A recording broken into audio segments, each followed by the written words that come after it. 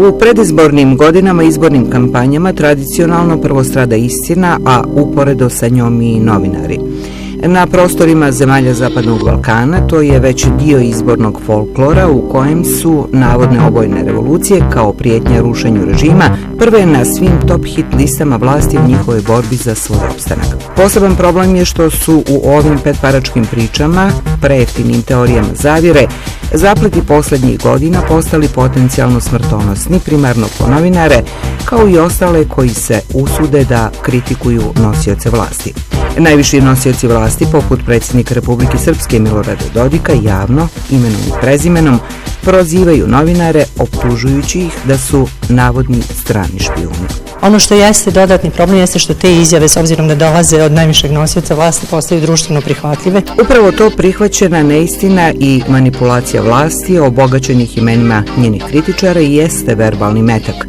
Nerijetko i verbalni rafal usmjeren ka novinarima, a samo je pitanje trenutka zbog napetosti situacije u Bosni i Hercegovini i Republici Srpskoj kada će se verbalno materializovati u olovno i kada će novinari smrtno stradati. Nažalost, ovo nije prvi, a vjerovatno ni posljednji put da se on tako odnosi prema novinarima i medijima. Mi smo se svega nagledali, ali ono što je vrlo bitno sada kada se kula od karata trese jeste da su te izjave sve učestalije i da su prijetnje i pritisci sve veći. Za povelikog menija obojnih revolucija vladajućeg režima Milorada Dodika, jako začinjenih prijetnjama pojedincima i civilnom sektoru, mjesecima je već najprodavanija navodna prijetnja koja stiže iz Velike Britanije u vidu 40 obavještajaca koji su, kako vlasti tvrde, stigli da prave digitalno oružani haos.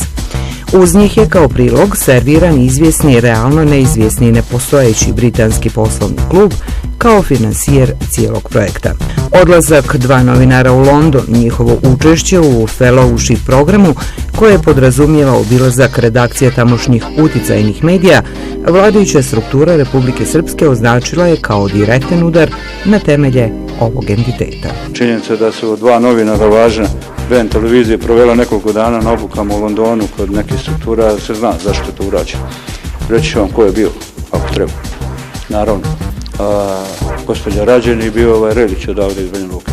Tako to mi sve znamo i vidimo na koji način je to teško nositi političku borbu.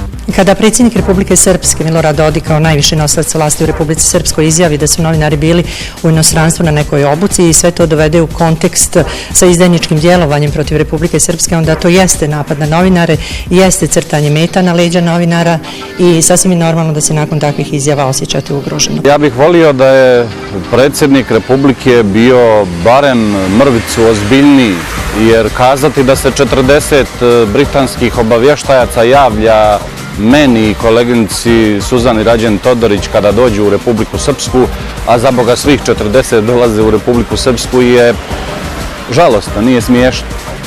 Vrlo neozbiljno od jednog predsjednika, ali i vrlo opasno.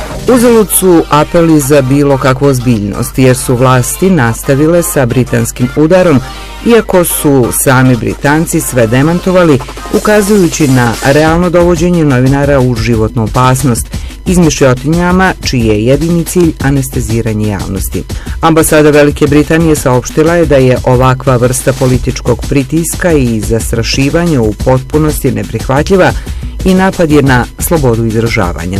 Zapravo, britanski BH Fellowship program ima gotovo 250 učesnika koji dolaze iz polja politike, civilnog društva, biznisa i medija. Viši zvaničnici vlade Republike Srpske i RTRS-a su također učesnici ovog programa, naveli su u saopštenju iz britanske ambasade u BiH. I pored navoda da u fellowshipu učestvuju i zvaničnici vlade Republike Srpske kao i glavni nosioci njihovog medijskog udara, javni servis, RTRS, najviši funkcioneri ovog entiteta nastavili su da se prave Englezi, napadi na novinare, medijske kuće za koje rade, kao i pripadnike civilnog sektora su se pojačali. u društvu jednoumlja kao što to postoji u Republici Srpskoj ili cijeloj Bosni i Hercegovini i praktično svaki vaš pokušaj da progovorite o kriminalu, o korupciji, o problemima običnog čovjeka prosto postaje veleizdaja, nažalost. Pozivanje na razum u ovom entitetu je praistorijska davno zaboravljena kategorija. Onih 40 neidentifikovanih navodnih obavještajaca i dalje su pogonsko gorivo kuhinje obojnih revolucija i teorija zavjere protiv samoprozvanih branitelja nacionalnih interesa, a verbalni rafali prema novinarima nisu prestali. Oni su bili logistika za prihvat, ovi koji sada dolaze. Bez obzira što se nemošto brane, moram reći da moja informacija od juče je da su svi koji dolaze visoko specijalizovani operativci raspoređeni u Republiku Srpsku. Zašto baš u Republiku Srpsku? Veliko pitanje. BN televizija se pokazuje kao medij koji pokušava da provode politike koje nisu u interesu srpskog naroda i Republike Srpske. Predsjednik pokreta Restart Stefan Blagić, koji je označen kao klijent britanskog poslovnog kluba, tvrdi da javni servis RTRS umjesto da odgovara za kršenje zakona i targetiranje osoba iz nevladinog sektora i medija, pokušava sebe predstaviti kao žrtvu. Mislim da se to dešava i u ovom trenutku. RTRS upravo pokušava da nas prikaže i kriminalcima i teroristima. Podsjeću vas da su pisali o tome da su nam pojedini članovi teroristi, što je isto tako potpuna neistina i nevjerovatno. I to predstavlja klasično stavljanje mete na čelo. Blagića je čak i policija privodila nakon što je iziritiran lažnim optužbama novinarima javnog servisa na društvenim mrežama napisao, citiram, da se dobro pripaze kada ga sretnu na ulici, aludirajući na njihove optužbe da je kriminalac i terorista. Nakon privođenja osvanuo je na javnom servisu u dokumentu kao osoba koja prolazi kroz kaznene evidencije MUP-a Republike Srpske.